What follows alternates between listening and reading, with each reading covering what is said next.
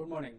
Welcome to business breakfast show. Global markets ప్రస్తుతం flat గా trade అవుతున్నాయి. ఎస్ఎక్స్ నిఫ్టీ 7 పాయింట్ల నష్టంతో 5397 దగ్గర ట్రేడ్ అవుతుంది. లాస్ట్ నైట్ యుఎస్ మార్కెట్స్ మరోసారి లాభాలతో ముగిశాయి. అలాగే నిన్నటి ట్రేడింగ్ ను మనం ఒకసారి గమనిస్తే ఇండియన్ మార్కెట్స్ లో ఫ్రైడే నష్టాలు కొంతమేరకైనా రికవర్ అవుతాయేమో అని ఆశించిన వారికి ఆశాభంగం తప్పలేదు. సో ఒక టెక్నికల్ రికవరీ కన్సూప్ మేరలో కూడా కనపట్లేదు. So markets over sold zone లో ఉన్నాయి అనుకున్నప్పటికీ ఇంకా బయింగ్ ఎమర్జ్ కాకపోవడం కొంత ఆందోళన కలిగిస్తుంది. అలాగే మరోవైపు ఎఫ్ఐఎస్ పార్టిసిపేషన్ ఇండియన్ మార్కెట్స్ లో క్రమేపీ బాగా బలహీనపడుతోంది. ఇన్ఫాక్ట్ అమ్మకాలు కొంత ఆగినప్పటికీ ఇంకా బయింగ్ రాకపోవడం అనేది, కొనుగోళ్లకు పూనుకోకపోవడం అనేది ఎఫ్ఐఎస్ సంబంధించి కొంత కన్సర్న్స్ వ్యక్తమవుతున్న అంశం. అలాగే అమెరికన్ మార్కెట్ లో వస్తున్న రికవరీ కూడా ఇండియన్ మార్కెట్స్ కు కొంతవరకు శాపంగా మారింది. ఇప్పటికీ ఇండియన్ మార్కెట్స్ ఇతర ఎమర్జింగ్ మార్కెట్స్ తో పోలిస్తే ఎక్స్పెన్సివ్ గా ఉన్నాయి అన్న వాదనలు వినిపిస్తూ ఉండడం ఆందోళన కలిగించే అంశం. సో మార్కెట్స్ లో నర్వస్నెస్ ఇంకా తగ్గలేదు. అలాగే నిన్నటి కొన్ని ఇండివిజువల్ స్టాక్స్ లో చాలా భారీ నష్టాలు గమనించాం. For instance sun TV, Kalaignar టీవీతో లింకులు ఉన్నాయన్న వార్తలు రావడం, సో కంపెనీ మీద సిబిఐ రైడ్ చేయబోతుందన్న వదంతులు రావడం, ఇవన్నీ సన్ టీవీకి సంబంధించి నిన్న చాలా వోల్టైలిటీ గమనించాం. ఇన్ఫాక్ట్ ఓ దశలో 20% నష్టపోయిన స్టాక్ చివరిలో కొంతవరకు రికవర్ అయ్యి 12% నష్టంతో క్లోజ్ అయింది. అలాగే స్పైస్ జెట్ కూడా సన్ టీవీ గ్రూప్ కు సంబంధించిన కంపెనీ. కళానిధి మారన్ ఇన్వెస్ట్ చేసిన కంపెనీ. ఈ కంపెనీపై కూడా రకరకాల వదంతులు మార్కెట్ లో వ్యాపించడంతో స్పైస్ జెట్ కూడా నిన్న 2% నష్టంతో ముగిసింది. అఫ్కోర్స్ ఇంట్రాడేలో చాలా వరకు స్పైస్ జెట్ లో రికవరీ గమనించాం. సో సన్ టీవీ లాంటి స్టాక్స్ లో ఇటువంటి వదంతులు వచ్చినప్పుడు, ఎస్పెషల్ అవి వదంతులు అని తెలిసినప్పుడు, ఇంకా నిజం నిర్ధారణ కాలేదని తెలిసినప్పుడు కొంత రిస్క్ ఎపిటైట్ ఉన్న ఇన్వెస్టర్స్ కొనుగోలు చేసే ప్రయత్నాలు చేయొచ్చు. ఎప్పుడైతే 400 రూపీస్ కంటే బిలో దిగువకు వస్తుందో సన్ టీవీలో బయింగ్ వెళ్ళొచ్చు. అలాగే రిజల్ట్స్ ఇంపాక్ట్ కొన్ని స్టాక్స్ పై కనపడింది. సిప్లా, బిఎఫ్ యూటిలిటీస్ ఇటువంటి స్టాక్స్ లో రిజల్ట్స్ ఇంపాక్ట్ కొన్ని కంపెనీలపై పాజిటివ్ ఇంపాక్ట్, కొన్ని కంపెనీలపై నెగిటివ్ ఇంపాక్ట్ కనిపించింది. సెక్టర్ వైజ్ గమనిస్తే రియల్ ఎస్టేట్ స్టాక్స్ కొంత ప్రైస్ ఫాల్ ఇక్కడతో ఆగింది అన్నట్లుగా అనిపిస్తోంది. అలాగే బ్యాంకింగ్ స్టాక్స్ లో కరెక్షన్ ఇంకా కొనసాగుతూనే ఉంది. ఆటో స్టాక్స్ బహుశా ఈ ఏడాది మొత్తం అండర్ పెర్ఫార్మ్ చేసే అవకాశాలే ఎక్కువ కనిపిస్తున్నాయి. సో ఇవన్నీ సెక్టర్ సంబంధించిన అంశాలు. ఇంకా మార్కెట్ సంబంధించిన మరిన్ని అంశాలపై మనతో మాట్లాడేందుకు ప్రస్తుతం అనలిస్ట్ సుందర్ రాజా, అలాగే mutual fund analyst Ram Prakash గారు సిద్ధంగా ఉన్నారు. సో బయింగ్ రావట్లేదు. మార్కెట్ 5400 అనేది ఒక సీలింగ్ లాగా కనిపిస్తుంది. సో ఈ పరిస్థితి ఎప్పటికి మారే అవకాశాలు కనిపిస్తున్నాయి. ఏదైనా ప్రీ బడ్జెట్ ర్యాలీ లాంటిది ఏదైనా మీరు ఎక్స్పెక్ట్ చేస్తున్నారా? ప్రీ బడ్జెట్ ర్యాలీ లాంటిది ఏమీ కనిపించట్లేదండి. ఎందుకంటే నిన్న చూసాము, మొన్న గురువారం నాడు 5400 కింద బ్రేక్ డౌన్ అయిపోయింది. సో దాంతో మరింత వీక్నెస్ చూసాము. అలాగే నిన్న కూడా బాగా కన్సాలిడేషన్ అయ్యి కరెక్ట్ గా 3ంటికి 54 పైన నిలబడుతుంది అనుకున్న టైంలో డేస్ లో ఆయన 5380 దాకా రావడం జరిగింది. సో దీన్ని బట్టి చూస్తే ఫైనల్ గా కూడా 54 కిందే క్లోజ్ అవడంతో మార్కెట్ లో మరింత కన్ఫర్మేషన్ వీక్నెస్ చూస్తున్నాం. అలాగే మన మూడో అండ్ ఫైనల్ అటెంప్ట్ అనమాట. ఎట్టే పరిస్థితిలో మార్కెట్ 5400 దగ్గర నిలబడి తీరాలి. ఒకవేళ కనుక 54 పైన నిలబడితే కనుక ఫర్దర్ కరెక్షన్ మనం ఎక్స్పెక్ట్ చేయొచ్చు.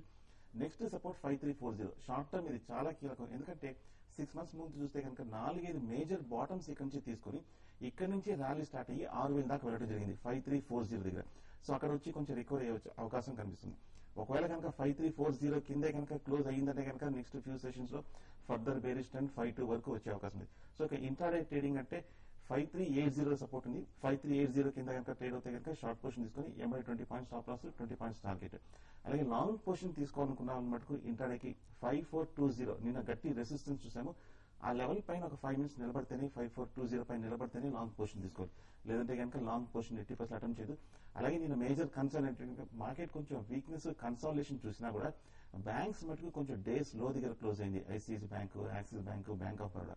సో బ్యాంక్స్ వీక్ గా ఉన్నాయి కాబట్టి ఓవరాల్ గా నా ఉద్దేశంలో మార్కెట్ కూడా ఫర్దర్ వీక్నెస్ వచ్చే అవకాశం ఉంది. సో ఇవాళ 5420 పైన నిలబడుతున్నారు లేదా చూడాలి. బట్ ఓవరాల్ గా వీక్నెస్ మటుకు కంటిన్యూ అయ్యే అవకాశం క్లియర్ గా కనిపిస్తుంది. సో మ్యూచువల్ ఫండ్స్ లో ఎటువంటి ట్రెండ్స్ గమనిస్తాం? మ్యూచువల్ ఫండ్స్ లో ఇంతకుముందు మనం ఎక్కువగా చర్న్ చేయకపోవడం బెటర్ అన్న అభిప్రాయం ఉండేది. కానీ ఇప్పుడు గమనిస్తే 2009 ఫర్ ఇన్స్టెన్స్ 2009 టాపర్స్ ఏవైతే ఉండేవో ఒక 20 టాప్ 20 మ్యూచువల్ ఫండ్ స్కీమ్స్, ఇవన్నీ 2010 లో లగర్స్ గా మారాయి. అంటే రిటర్న్స్ తక్కువ ఇవ్వడం గమనించాం. సో క్విక్ గా చర్న్ చేసుకోవడం బెటర్ అనిపిస్తుంది మ్యూచువల్ ఫండ్ పోర్ట్ఫోలియోస్ కూడా. అంటే మనం ఇంతకుముందు చెప్పినట్టు డైరెక్షన్ ఆఫ్ ద మార్కెట్ ఇంత క్లారిటీ లేదండి. ఒకటి మ్యూచువల్ ఫండ్స్ లో చేసింది ఏంటంటే మనకు ఆబ్జెక్ట్ ఓరియంటెడ్ ఏదైతే రిజల్ట్ ఓరియంటెడ్ ఉంటుందో మనకు సే 15%, 20%, 30% రిటర్న్స్ ఏదైతే ఎక్స్పెక్ట్ చేస్తున్నారో ఆ రిటర్న్స్ వచ్చిన తర్వాత ఇమీడియట్ షిఫ్ట్ అవ్వడం బెటర్. అందుకోసం మనం ఎప్పుడైనా అసెట్ అలొకేషన్ చాలా ఇంపార్టెంట్ అని చెప్తుంటాం. అండ్ దానికి విత్ ఇన్ అసెట్ కూడా with in the equity class for instance తీసుకుంటే తరచుగా షిఫ్ట్ కావడం బెటర్ ఒక ఫండ్ నుంచి ఇంకో ఫండ్ కి. ఫర్ ఇన్స్టెన్స్ కొన్ని మిడ్ క్యాప్ ఫండ్స్ తీసుకుంటే సుందరం మిడ్ క్యాప్ ఫండ్ ఇది 2009 లో అవుట్ పెర్ఫార్మర్ గా ఉంది, 2010 లో అండర్ పెర్ఫార్మర్ అయింది. అందుకోసం అంటున్నాను రిటర్న్స్ ఏదో 2009 లో మీకు ఎంత రిటర్న్స్ వచ్చాయి, ఒకవేళ మీకు రిటర్న్స్ వచ్చిన తర్వాత దాన్ని షిఫ్ట్ చేయడం బెటర్. అసెట్ అలొకేషన్ దానిలోనే ఉంటుంది. ఒకవేళ ఎగ్జాంపుల్ తీసుకుందాం, 1 lakh హ్యాస్ బికమ్ ప్రాబ్లీ 1,50,000, 1,60,000, మీకు 60% అబ్సల్యూట్ రిటర్న్ కానీ ఇస్తే you move part of the amount, say 30,000 or 40,000 to asset, probably a debt class. ఈ asset allocation continuous asset allocation చేస్తుంటే ఏమవుతుందంటే you are actually safeguarding your returns.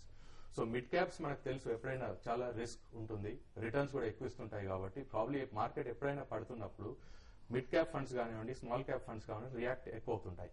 So దాని ప్రకారం ఏమవుతుందంటే probably move from mid cap to large cap. So returns మీకు ఎక్కువ వచ్చిన తర్వాత probably normally we expect 15%, 20%, 25%.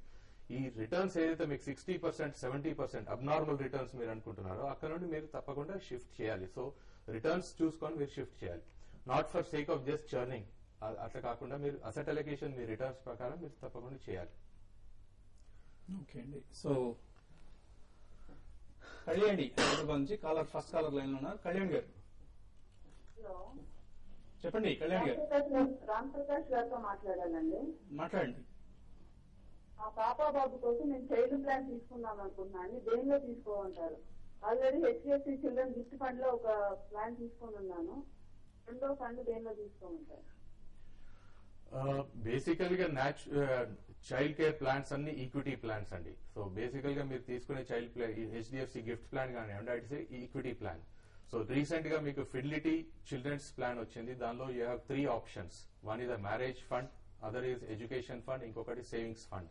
So మీ పాప పేరు మీద తీసుకోవాలనుకుంటే probably marriage fund would be good. ఎందుకంటే దానిలో asset allocation you have 70% are 80% on to equity, ఒక 20% మీకు డెట్. ఆ డెట్ లో కూడా మీకు కొంచెం గోల్డ్ లో ఇన్వెస్ట్ చేస్తుంటారు కాబట్టి సో అది కూడా మీరు సిస్టమాటిక్ ఇన్వెస్ట్మెంట్ ప్లాన్ ద్వారా తీసుకుంటే బాగుంటుంది.